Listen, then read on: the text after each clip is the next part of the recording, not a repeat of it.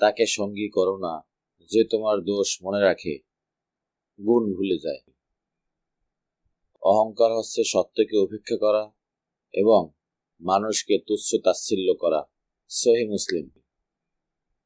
নিশ্চয়ই যারা ঈমান এনেছে এবং সৎকর্ম করেছে তারাই সৃষ্টির শ্রেষ্ঠ।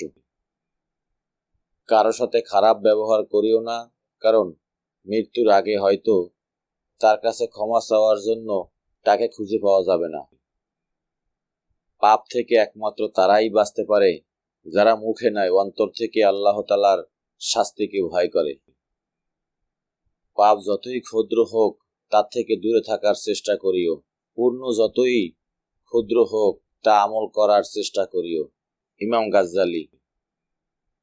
ওমর রাদিয়াল্লাহু তাআলা আনহু বলেন, দুনিয়ায় অর্জন নয়, দুনিয়া বিমুখতাই রয়েছে দেহ ও জ্ঞানের প্রশান্তি।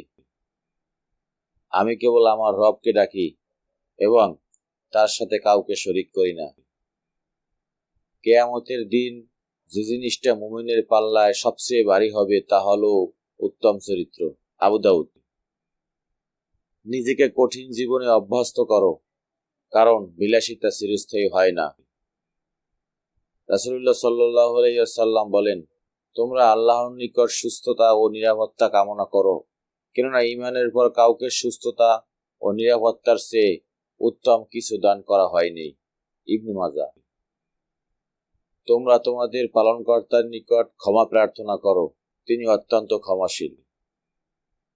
যৌবনের চেহারাটা মানুষ পছন্দ করে, আর যৌবনকালে ইবাদত স্বয়ং আল্লাহ তাআলার পছন্দ। যে ব্যক্তি আল্লাহর উপর প্রবল বিশ্বাস রাখে, আল্লাহ তার ইচ্ছা অপূর্ণ রাখেন না। বুদ্ধিমান লোক নিজে নত হয়ে বড় হয়, আর নির্বোধ লোক নিজেকে বড় বলে অপদস্থ হয়। বাহিরের শত্রু আমার কি ক্ষতি করবে, যখন আমার সবচেয়ে বড় শত্রু আমার নফস। আয়ুষ, আমিও একদিন হজ করব, নবীজির রওজা দেখব, ইনশাআল্লাহ।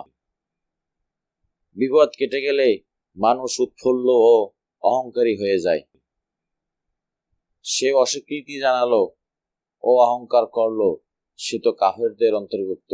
সূরা বাকারা। যারা সবসময় ইস্তিগফার করে তাদের সাথে উঠা বসা করো, কেননা তাদের হৃদয় সবচেয়ে কোমল। যে পবিত্র থাকতে চায় আল্লাহ তাকে পবিত্র রাখেন। সহিহ বুখারী। তোমাদের মধ্যে সেই উত্তম যে পরিবারের কাছে উত্তম। ইবনে মাজাহ।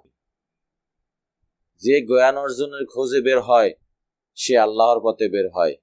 তিরমিজি। আল্লাহ তাআলার ভয়ে তুমি যা কিছু ছেড়ে দিবে, আল্লাহ তোমাকে তার চেয়ে উত্তম কিছু অবশ্যই দান করবেন। আল হাদিস।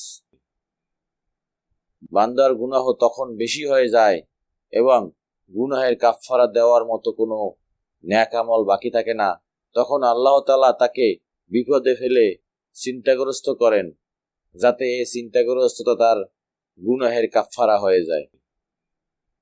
তোমার কাফনের কাপড় হয়তো বাজারে চলে এসেছে, কিন্তু তুমি বেখবর।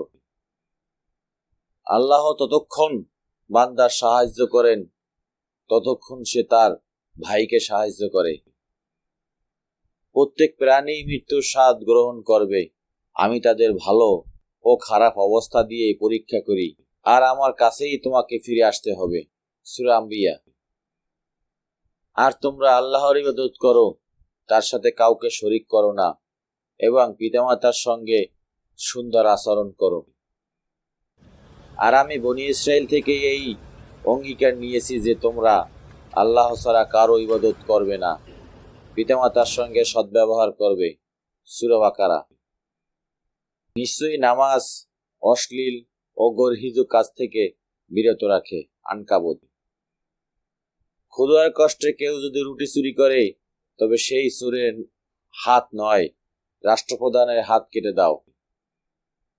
সর্বশ্রেষ্ঠ দোয়া হলো আলহামদুলিল্লাহ, আর সর্বোত্তম জিকির হলো লা ইলাহা ইল্লাল্লাহ। তিরমিজি। একজন অহংকারী মহিলা সংসারের কাঠামো বিনষ্ট করে। যে ব্যক্তি নিজের বিচার করতে পারে তার মতো বড় বিচারক আর কেউ নেই। যে ব্যক্তি নিষ্ঠার সাথে শহীদ মৃত্যু কামনা করে, আল্লাহ তাকে শহীদদের মর্যাদায় পৌঁছে দিয়ে দিবেন, যদিও তার বিছানায় মৃত্যুবরণ করে। আত্মীয়র সাথে ভালো ব্যবহার করলে রিজিক ও হায়াত বৃদ্ধি পায়। ব্যক্তি এবং শিরক ও কুফরের মাঝে সালাত ছেড়ে দেওয়াই হচ্ছে ব্যবধান।